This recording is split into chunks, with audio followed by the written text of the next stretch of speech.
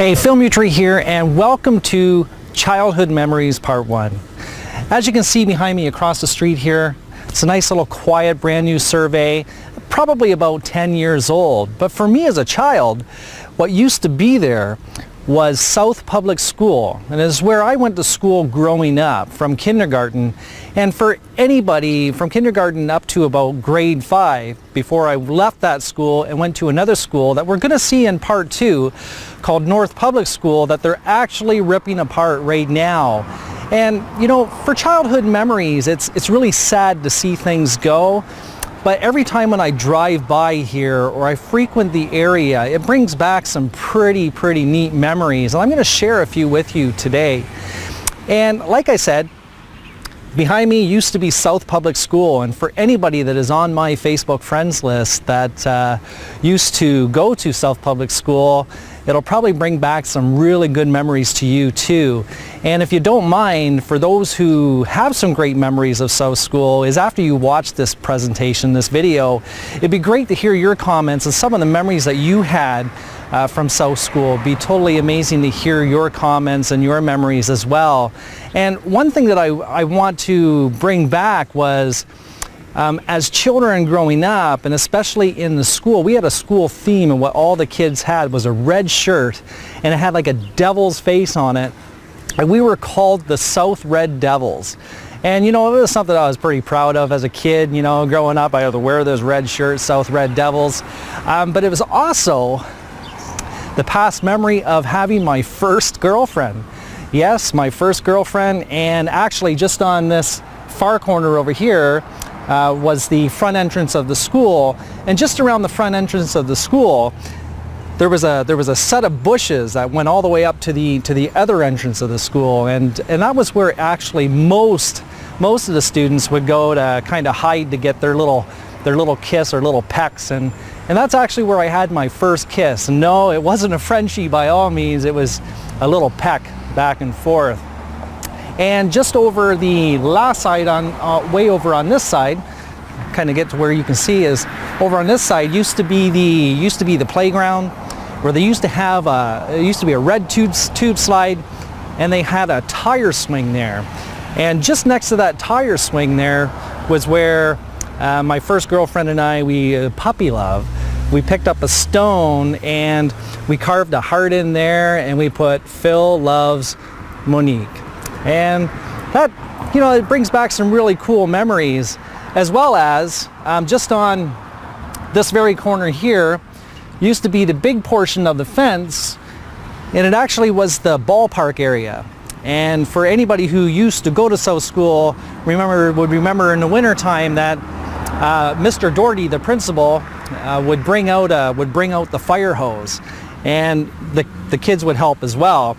And we bored a great big ice rink, and we make an ice rink every year at winter time, and a lot of us would come down at nighttime and we play ice hockey.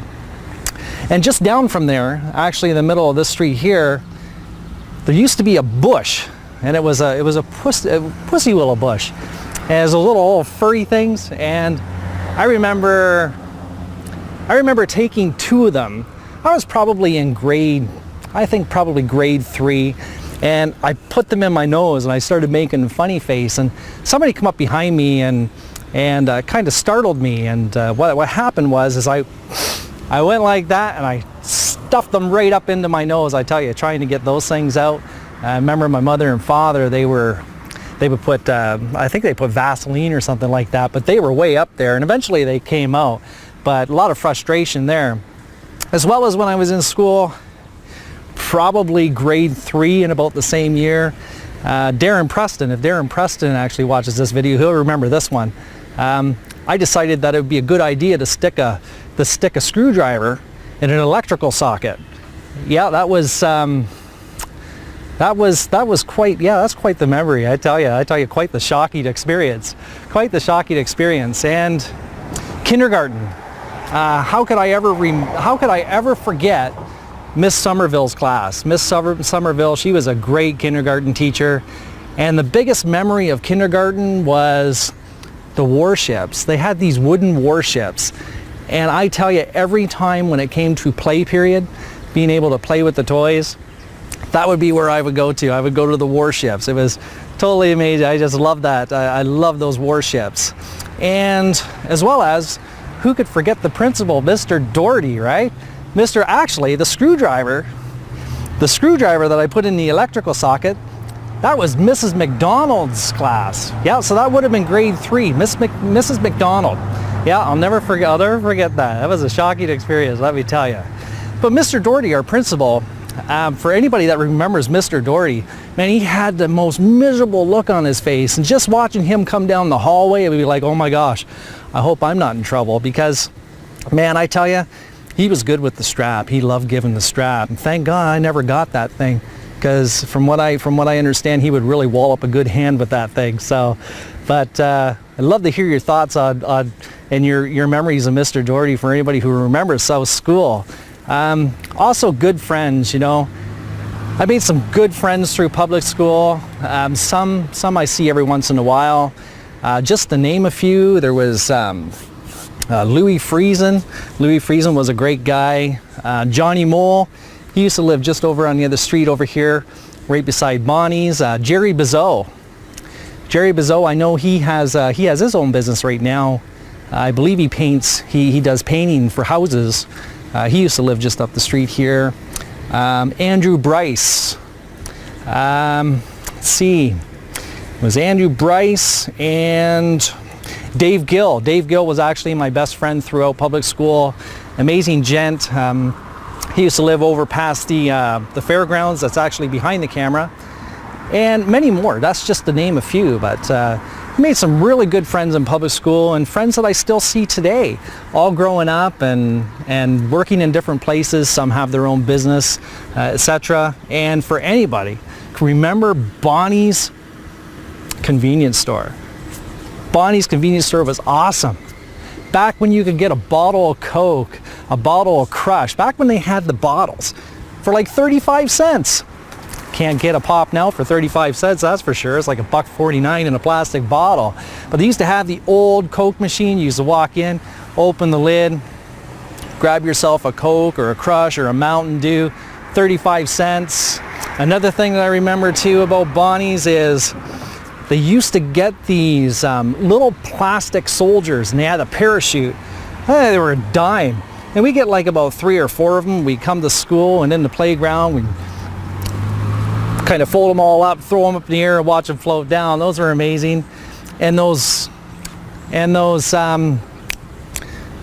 candy raspberries, they were one of my favorites.